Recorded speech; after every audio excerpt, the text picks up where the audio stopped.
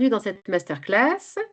Avant de commencer, sachez que vous avez la possibilité de poser des questions dans une partie qui est vraiment dédiée questions-réponses. Donc, n'hésitez pas.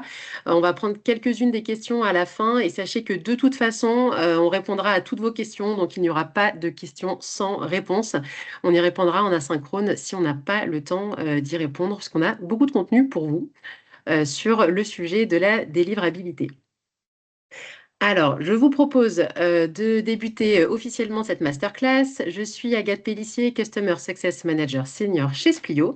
Et j'ai aujourd'hui le plaisir d'être accompagnée de Romain Conco, qui est responsable sécurité et délivrabilité chez Splio. Bonjour Romain. Bonjour Agathe, donc bonjour à tous. Et Lucas Méloni, qui est directeur du service client chez Splio. Bonjour Lucas.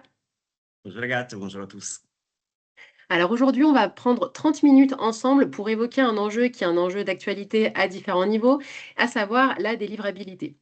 Alors, cette délivrabilité, c'est vrai qu'elle peut nous sembler un acquis. Vous en avez beaucoup parlé au moment de votre arrivée chez Splio et au moment du ramp-up. Et elle est en fait basée sur un ensemble de best practices qui sont en fait évolutives et qui demandent un suivi constant de notre côté, côté Splio, mais aussi côté de votre part, à vous, les marques qui utilisent notre plateforme. Ce que je vous propose, c'est de diviser les 30 prochaines minutes en deux parties. D'abord, on va comprendre techniquement ce que c'est que la délivrabilité et les évolutions récentes sur ce marché avec toi, Romain. Sachant qu'on est sur un marché qui se tend plutôt et on a encore eu un update cette semaine. Comme notre objectif, c'est vraiment de faire en sorte qu'avec la fin d'année qui arrive, on sait que vous avez designé des plans d'action, que ce soit sur Black Friday, que ce soit sur décembre, sur la fin d'année. Et on a envie, bien sûr, de vous aider à faire en sorte que vos emails et vos campagnes arrivent en boîte mail pour vos clients. Et donc, c'est toi, Lucas, qui va nous donner les 7 bonnes pratiques à avoir en tête et à mettre en place pour que les campagnes arrivent effectivement jusqu'à vos clients. Alors, d'abord, Romain, on a besoin de toi pour comprendre vraiment ce que c'est que la délivrabilité. Et pour ça, je voudrais bien que tu reprennes pour nous plusieurs notions. D'abord, celle de routeur email, on appelle ça Email Service Provider en anglais, et de FAI, Mailbox Provider en anglais. Et en fait, ces deux notions, on a besoin de les comprendre pour bien comprendre la relation entre délivrabilité et routeur et FAI. Donc, est-ce que tu peux nous aider? Oui, merci Agathe. Tu as raison. Avant de parler de délivrabilité, c'est vrai que c'est important de comprendre les différents acteurs autour de cette délivrabilité. Le premier, c'est ce qu'on appelle effectivement l'ESP, en anglais l'Email Sending Provider. C'est tout simplement l'acteur qui est en charge de l'envoi des emails. Donc, exemple, Splio, qui est à la fois éditrice de logiciels SaaS, mais est aussi en capacité d'envoyer les emails de notre plateforme, ce qui permet d'avoir une maîtrise de la chaîne de valeur. Et on va aussi trouver donc, le MBP, ce qu'on appelle le Mailbox Provider. Donc, c'est tout simplement l'acteur qui est en charge des boîtes mail. Donc, en France, c'est généralement les FAI, donc les fournisseurs d'accès Internet de type Orange, Bouygues, SFR et Free. Mais on a aussi des acteurs internationaux de type, par exemple, Gmail ou Microsoft. Alors, c'est très important de garder ça en tête. Leur intérêt, c'est de garantir la meilleure qualité de l'email pour les utilisateurs. Concrètement, ça veut dire quoi? Ça veut dire que quand vous vous connectez à votre boîte mail personnelle, vous ne voulez pas voir vos emails qui vous intéressent noyés dans un plein d'emails sortis de nulle part. Donc, c'est vraiment la clé qu'il faut garder en tête. Pour en revenir à la délivrabilité, c'est surtout s'assurer que les mails envoyés par Splio arrivent bien jusqu'au fournisseur de boîte mail. La présence en boîte mail principale dépend de la réputation et de la qualité des envois, qu'on abordera juste après. Et c'est important aussi de garder en tête que les fournisseurs de boîte mail ne communiquent peu, voire pas, sur ce qui va se passer une fois que le mail arrive chez eux. Donc, c'est-à-dire, par exemple, est-ce que le mail est bien arrivé dans la boîte mail principale? Voilà. Ok, donc là on comprend que la délivrabilité, si on doit retenir une phrase, c'est vraiment la capacité à faire arriver les emails en boîte de réception. Mais une fois qu'on s'est dit ça, tu as dit un mot qui va beaucoup nous intéresser sur la slide d'après, à savoir la réputation. La réputation, on en a parlé au moment du ramp-up, donc c'est quelque chose qu'on a l'impression d'avoir géré à ce moment-là. Mais déjà, est-ce que tu peux nous expliquer en une phrase ce que c'est que le lien entre délivrabilité et réputation? Oui. Pour expliquer ce lien, il faut bien sûr revenir sur la définition. Et en réalité, il y a deux types de réputation. La première réputation, c'est celle de l'email sending provider, donc l'acteur qui est en charge de l'envoi des emails. Cette réputation de cet acteur permet une meilleure délivrabilité jusqu'au fournisseur de boîte mail. Et donc, elle n'est jamais acquise, elle se construit. Et c'est le rôle de Splio de s'assurer de sa qualité. La deuxième réputation, et celle qui nous concerne le plus aujourd'hui, c'est la réputation de la marque et des campagnes qu'on envoie. Donc pareil, cette réputation, comme avec les êtres humains, elle se construit, elle n'est jamais acquise et elle peut être remise en cause à tout moment. Et donc, pour construire cette réputation, je ne sais pas si vous vous souvenez, quand vous êtes arrivé chez Spio, on est passé par une phase qu'on a appelée ramp-up. Donc, c'est un envoi progressif de vos emails pour derrière créer cette réputation auprès des fournisseurs de boîte mail qui va observer donc des comportements de type clic, ouverture ou éventuellement des plaintes. Et donc, ces indicateurs vont continuer à être suivis par ces fournisseurs de boîte mail et ce qui va permettre de construire votre réputation. Donc, pour résumer à la fin, le lien entre réputation et délivrabilité, la réputation, c'est un moyen d'atteindre une délivrabilité et de maximiser les chances d'arriver dans la boîte mail de réception. OK, donc on comprend bien là que c'est le fait que les destinataires interagissent avec les contenus qu'ils reçoivent, ils ouvrent les mails, ils cliquent dedans, donc il y a vraiment une interaction entre ces contenus, et les destinataires qui va augmenter et faire en sorte qu'on ait de la confiance de la part des FAI et donc de mettre en place une réputation. Après, je sais de la part de nos clients que cette phase de ramp-up, c'est au moment où vous êtes arrivé chez Splio, donc parfois il y a très longtemps. On en a parlé à ce moment-là et en tant que marque, parfois on peut se demander: «Mais pourquoi est-ce que encore aujourd'hui, à chaque fois que j'utilise Splio, à chaque fois que j'ai des pratiques CRM, il faut que je fasse attention à ma réputation?» Oui, tout à fait. Parce que comme on disait tout à l'heure, hein, c'est un peu comme entre les êtres humains, entre eux, la réputation, ça se construit et c'est basé sur des règles de bonnes pratiques qui permettent de maintenir cette réputation. Et en fait, tout simplement, si on ne respecte pas cette règle, donc le risque, c'est évidemment donc, cette base de réputation, c'est potentiellement avoir des mails soit en spam, soit sur des onglets secondaires. Et cette conséquence fait qu'on va avoir moins de possibilités d'ouverture de nos mails ou de clics. Et ces indicateurs-là, ils sont importants pour mieux cibler ces clients finaux. Donc, on va avoir des campagnes qui vont se retrouver restreintes en termes d'audience. Et le risque, c'est de peut-être potentiellement cibler des gens qui n'étaient pas intéressés à l'origine par ces campagnes, donc d'aggraver la situation, de se retrouver, dans le pire des cas, un blocage des envois et concrètement, une perte financière potentielle. OK, donc là, tu nous parles une sorte de cercle, vicieux, de la manque de Tout à fait. réputation qui entraîne un manque de délivrabilité. Donc c'est évidemment pas ce qu'on a envie d'avoir, en tant que marque et encore plus, sur cette fin d'année. Et donc c'est pour ça que c'est important qu'on en parle aujourd'hui. Nous, on est experts de la délivrabilité, côté Splio, et donc c'est important aussi qu'on s'inscrit dans ces tendances de délivrabilité et on est plutôt sur une tendance assez négative. En tout cas, il y a des seuils de tolérance qui se resserrent. On a eu l'exemple d'Orange cet été, on a La Poste qui vient d'en parler cette semaine. Donc, est-ce que tu peux nous donner une idée de cette évolution de ce marché de la délivrabilité et qu'on ait en tête un petit peu ce qui se passe en ce moment? Ouais, comme je disais tout à l'heure, la clé de tous ces sujets, c'est surtout l'expérience utilisateur à la fin du client du mailbox provider, donc du fournisseur de boîte mail. C'est vraiment au cœur de leur volonté et donc pour ces raisons, les règles et les sanctions se sont renforcées aussi bien sur des acteurs internationaux que français, ces derniers mois et encore plus à venir. C'est concrètement, ce sont des seuils de tolérance qui sont abaissés et donc on va avoir des conséquences, des impacts négatifs beaucoup plus rapidement en cas de mauvaise réputation. Donc concrètement, c'est-à-dire quoi? Donc les fournisseurs de boîte mail, c'est important de garder en tête aussi qu'ils communiquent très peu, ils justifient très peu quand on va avoir des sanctions et des blocages et ils retournent généralement des listes de bonnes pratiques à devoir respecter pour améliorer la situation. Donc concrètement, ça veut dire, l'indicateur important pour les fournisseurs de boîte mail, c'est quand leurs utilisateurs font des plaintes pour spam à travers leur outil. C'est généralement, ça oblige le fournisseur de boîte mail à rapidement ça contraint-agir à prendre des sanctions et des blocages, parce que pour lui, c'est un très mauvais signal. Donc voilà, c'est important de garder en tête cet environnement qui s'endurcit, qui nécessite plus de réactivité. Et le deuxième point, ça va être aussi l'aspect réglementaire. Donc, je ne sais pas si vous êtes au courant, donc cet été, il y a eu notamment une consultation publique de la CNIL concernant une réflexion autour du consentement du tracking des emails. Donc, pour résumer, aujourd'hui, on a déjà une notion de consentement pour accepter le traitement des données personnelles et l'envoi de newsletters, par exemple. Et on va rajouter à cela peut-être potentiellement un consentement autour de la volonté de si les personnes veulent être traquées. Et donc ces éléments-là, c'est des éléments qu'on va avoir en moins pour permettre une bonne délivrabilité, puisqu'on ne saura pas si la personne a ouvert le mail, a été intéressée par le mail. Ce qui prend du coup un risque supplémentaire à la fin d'avoir un taux de spam important et d'être bloqué. Et effectivement, vous avez mis un exemple concret ici, à savoir que quand vous envoyez, par exemple, 1000 emails, on en a peut-être que 100 qui arrivent en boîte mail principale et 3 plaintes derrière. Nous, on a un taux affiché dans nos dashboards de 0,3 parce qu'en fait, on n'a pas l'information des emails arrivés en boîte mail principale, alors qu'en fait, on est plutôt à 3 de taux de plainte spam. Donc, c'est vraiment des indicateurs qui sont importants de regarder et on va en reparler juste après, avec toi, Lucas. C'est un contexte effectivement qui bouge beaucoup, il y a beaucoup d'évolutions. Tu nous viens en plus de nous parler de la consultation CNIL qui va pouvoir encore un peu faire bouger les lignes davantage avec l'Open Pixel. Nous, dans ce marché-là, c'est vrai que notre expertise, elle est vraiment au cœur avec la délivrabilité. On a toujours été des experts de la délivrabilité. Est-ce que tu peux nous expliquer en quoi, en fait, c'est vraiment notre expertise, Romain? Oui, tout à fait. On l'a survolé vite fait tout à l'heure, mais une partie de Splio en tant que fournisseur de services d'envoi d'email, nous, on a aussi un rôle en termes de réputation à avoir auprès des fournisseurs de boîtes mail qui n'est pas pareil, hein, qui n'est pas acquise et qui doit s'entretenir et être vigilant et pour nous aussi être très réactif.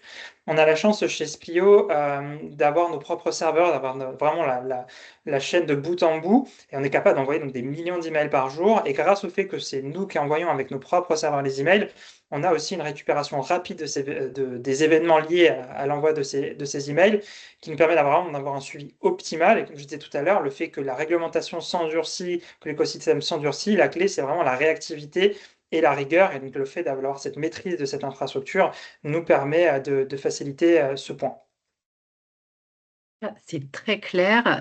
Et on voit du coup avec tous nos échanges, Romain, que finalement la réputation qui permet la délivrabilité, c'est une responsabilité qui est partagée. On a notre responsabilité, nous, côté Splio, d'avoir une bonne réputation technique et on a aussi des bonnes pratiques qui doivent être mises en place plutôt par l'expéditeur, donc du coup par vous, les marques qui utilisent notre plateforme. Et c'est pour ça qu'on voudrait revenir très concrètement sur les 7 recommandations qu'on voudrait vous donner pour assurer une bonne délivrabilité de vos communications pour la fin d'année. Et pour ça, Lucas, on va avoir besoin de toi.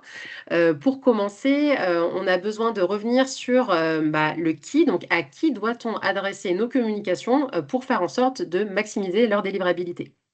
Alors, merci Agathe, merci Romain pour toutes les informations que tu nous as données jusqu'ici. Alors, le premier, c'est un point qui peut être super simple, mais c'est le point le plus essentiel. C'est-à-dire, c'est comment construire le véritable segment d'actifs de nos campagnes. L'idée à la base, c'est clair, c'est celle d'adresser nos communications aux clients qui ont interagi réellement avec notre marque. Ça veut dire les gens qui ont ouvert, les gens qui ont cliqué, qui ont démontré un intérêt. C'est la seule manière qu'on connaît pour améliorer les performances de l'email marketing, tout en préservant la réputation de l'expéditeur. Et je sais que souvent, il y a un peu la tendance à considérer un actif comme quelqu'un qui a généré du chiffre d'affaires. Mais d'un point de vue de livrabilité, ça, c'est pas forcément le cas. C'est-à-dire qu'un bon acheteur, mais peut être aussi un mauvais destinataire s'il n'interagit pas avec nos communications email. C'est pour cette raison que chez Splio, nous, on recommande de construire les segments d'actifs en utilisant les contacts de la base de données qui ont une réactivité connue, une date de dernière ouverture dans les derniers 6 mois. Et surtout pas ne jamais dépasser les 12 mois de réactivité connue. Pourquoi ça? Parce qu'après les 12 mois de réactivité connue, les risques d'attente de spam trap augmentent considérablement, ce qui peut réellement impacter et nuire à la réputation du domaine d'envoi. C'est vrai aussi qu'on peut aller un peu plus loin via les outils de smart targeting. Il y a des plateformes de marketing prédictif comme Tanicluse chez nous qui permet effectivement de cibler les clients en fonction de leur appétence réelle. C'est-à-dire, par exemple, la probabilité de pouvoir interagir avec certaines campagnes. C'est une manière un peu plus fine, stratégique d'avoir notre ciblage. Ça permet le but d'envoyer le bon message à la bonne personne au bon moment. Mais en vrai, même ces ciblages-là s'appuient sur le fait de cibler en priorité les clients les plus actifs de notre base de données. Donc là, on a bien compris ça et en même temps, je me mets à la place des marques. On se dit qu'on a des gros temps forts qui arrivent et c'est vraiment une période pendant laquelle on a envie de réactiver nos clients inactifs en tant que marque. On a compris qu'on doit faire le deuil de certains clients inactifs qui pourraient générer des spams et du coup, finalement, faire du tort à la réputation de ma marque auprès des FAI. Mais est-ce qu'il y a quand même pas une marge de manœuvre pour essayer de réactiver intelligemment mes clients inactifs? Et tu as tout à fait raison, Agathe, parce qu'une fois qu'on a défini notre segment d'actifs, notre segment principal, il est maintenant très important de comprendre comment gérer les clients qui sont inactifs. Et la première bonne pratique dans cette partie de l'année, mais en général pour les projets d'email marketing, c'est celle d'anticiper l'inactivité. Concrètement, c'est une campagne récurrente dans la plateforme de marketing automation qui va s'adresser aux clients avant qu'il ne devienne inactif. Je fais un exemple concret par rapport au segment dont on a déjà parlé. Si mon segment d'actifs cible les contacts avec une dernière ouverture dans les derniers 6 mois, et là, ça serait bien d'avoir cette campagne qui les relance avant qu'ils attendent les 6 mois d'inactivité pour pouvoir les réactiver et du coup le réinjecter dans les segments principaux, le faire rester dans nos segments d'actifs. Je sais, c'est une campagne préventive, le but c'est de raviver l'intérêt, mais je sais qu'il y a aussi une partie dans les bases de données là où il n'y a pas forcément des clients qui ont été actifs dans le passé ou de vieux actifs. Et dans ces cas-là, pour les inactifs qu'on peut appeler profonds, ce qui est très important est de leur parler un peu différemment. C'est-à-dire, on va essayer de construire des communications très spécifiques et dédiées pour essayer d'avoir une interaction avec eux. Mais au niveau de la segmentation, il faut réellement que ce segment soit réellement très ciblé via des petits volumes. Des petits volumes que normalement, on peut envoyer à côté un peu plus tard de notre campagne d'actifs principale pour deux raisons. En vrai, pour essayer de surfer sur la bonne réputation de notre campagne d'actifs et essayer de réduire au maximum l'impact de la réactivité négative ou de la réactivité manquée de nos campagnes d'inactifs en utilisant les bonnes performances de notre campagne principale. Ok, donc si on veut faire des campagnes à destination de nos inactifs, c'est vraiment des petits volumes et envoyer en même temps que des campagnes d'actifs pour vraiment bénéficier des bonnes performances de mes campagnes d'actifs.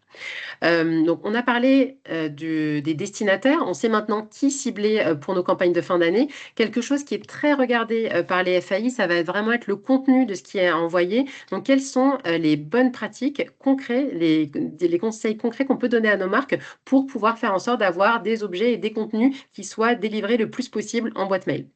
Tout à fait. On a parlé des ciblages. Là, maintenant, on parle du design, c'est-à-dire de la communication réelle qu'on envoie à nos clients. Et du coup, quelles sont les best practices? Bon, la première chose à garder en tête, c'est sûrement l'objet du mail. Et je sais qu'on a toujours la tentation de vouloir capter l'attention à tout prix en utilisant des majuscules, par exemple, que dans l'email marketing, dans Internet en général, c'est synonyme de crier, de points d'exclamation ou même un abus d'emojis, c'est-à-dire des emojis dollars, par exemple, pour des grosses offres commerciales.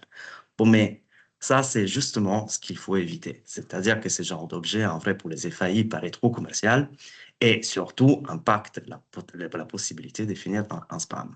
Ce qu'il faut privilégier dans ces cas-là, c'est la clarté, la sobriété, en tant qu'elle est le plus authentique possible. Au-delà de l'objet, on a aussi le poids, mais la qualité des liens qu'on envoie dans nos campagnes. Ça, un email trop lourd est souvent synonyme de ralentissement au moment de la réception, voire parfois mise en spam direct. L'idée, en vrai, c'est de rester très, très, très léger avec un message bien construit, quelques visuels optimisés et des liens pas cassés carrément, du coup, en checkant effectivement les liens qu'on a insérés dans notre design pour que la communication puisse être reçue le plus rapidement possible. Dans ces cas-là, en parlant un peu de la construction d'un design, ce qui est très important est que les contenus soient responsives. On le sait tous, désormais, c'est indispensable, vu que la majorité des emails sont lus et ouverts via des dispositifs mobiles.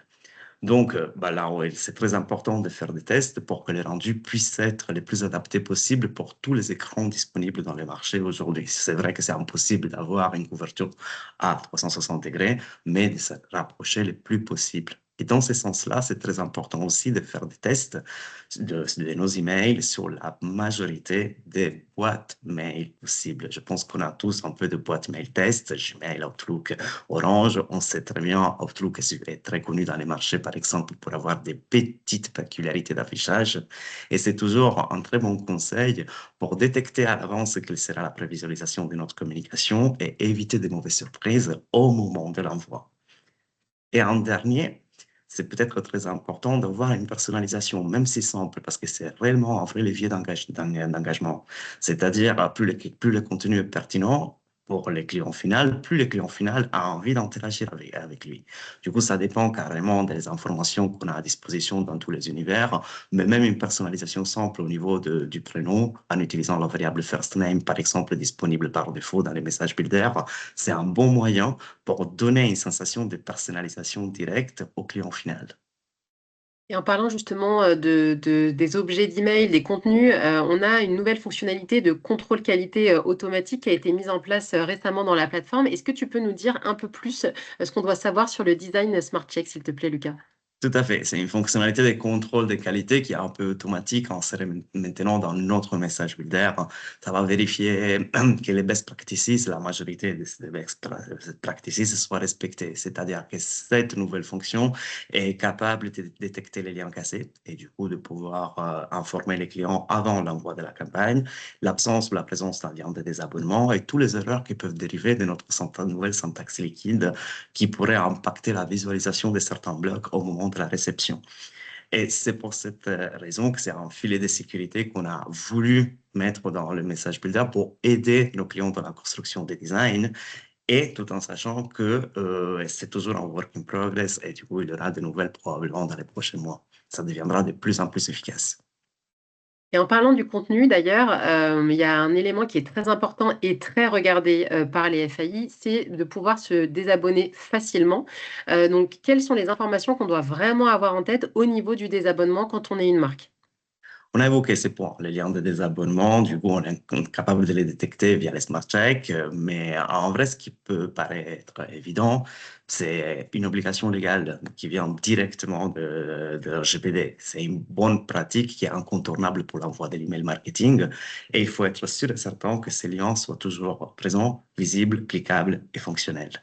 Parce que son absence peut, de quelque manière, impacter très négativement la réputation de notre domaine d'envoi. C'est très important de garder en tête la limite de la longueur des emails. Pourquoi? Parce qu'on sait que Gmail, à partir d'une certaine longueur, coupe la communication. Et on sait très bien tous que les liens de désabonnement est normalement placé tout au fond de la newsletter. Dans ces cas-là, donc, la communication est coupée, les liens de désabonnement est absent, les clients n'ont plus la possibilité d'avoir un désabonnement facile sans aucune frustration. C'est quoi les résultats quand on voit une situation comme celle-ci? Eh ben, les taux de spam complaints augmentent énormément.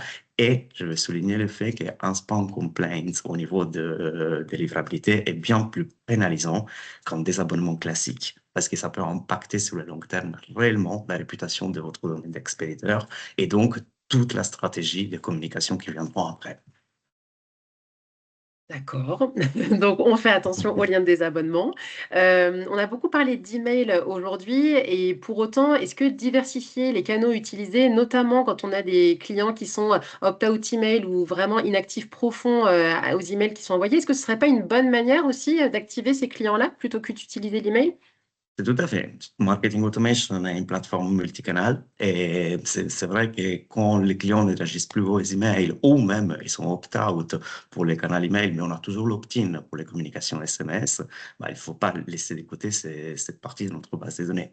Là, diversifier les canaux et adapter les messages et les grands conseils qu'on peut donner. C'est-à-dire que les SMS ou les RCS, qui sont des possibilités qui sont dans notre plateforme, bah, sont très importantes pour une typologie de communication un peu plus courte et à fort impact. C'est-à-dire, on peut essayer de relancer une partie de notre population, par exemple via un SMS, ou de lui donner une offre spéciale uniquement pour une partie de notre base de données, de notre segment d'actifs. Ouais. Carrément, petite remarque d'organisation, bah, à chaque fois qu'on prévoit des campagnes SMS, il faut toujours penser à vérifier les crédits SMS à l'avance. Pourquoi? Ça sert pour éviter qu'il y a des blocages au moment de l'envoi parce que les crédits SMS n'étaient pas suffisants. Et ben, dans ces cas-là, il faut toujours prendre contact avec CSM ou Customer Care pour que la situation puisse être établie le plus tôt possible ou même les problèmes pris à l'avance. Oui, tout à fait. Et d'ailleurs, j'ajoute que vous avez aussi les réseaux sociaux qui sont disponibles via les connecteurs de la CDP Splio, si vous l'avez, et qui sont aussi de bons canaux en fait pour toucher ces clients là, là où ils se trouvent, que ce soit via des campagnes de retargeting ou de lookalike. Donc, les réseaux sociaux peuvent être aussi une bonne chose. Là, on est presque prêt, c'est-à-dire qu'on sait à qui on envoie, on a notre design, on sait qu'on fait attention aux désabonnements et on a choisi le bon canal. Maintenant, si on doit choisir un moment d'envoi, est-ce qu'on a vraiment deux informations à avoir en tête pour bien choisir son moment d'envoi? Ouais, celui-ci est tout un petit conseil, en vrai. Parfois, par contre, négligé, c'est il faut éviter les horaires piles pour l'envoi des campagnes, surtout dans des journées là où il y a un gros volume de campagnes à envoyer parce qu'il y a des grosses opérations commerciales comme la Black Friday. Pourquoi, concrètement, ce qu'il faut faire si les offres commencent à 8 heures, au lieu de placer 8 heures pour l'envoi de la campagne, privilégiez plutôt 8h05, 8h10, par exemple. Et pourquoi je conseille ça? Parce qu'à ces heures exactes, comme on peut bien l'imaginer, il y a un volume de campagnes qui doit s'envoyer qui est énorme. Et le risque est celui d'être ralenti par la queue qui va se placer côté serveur, côté Splio.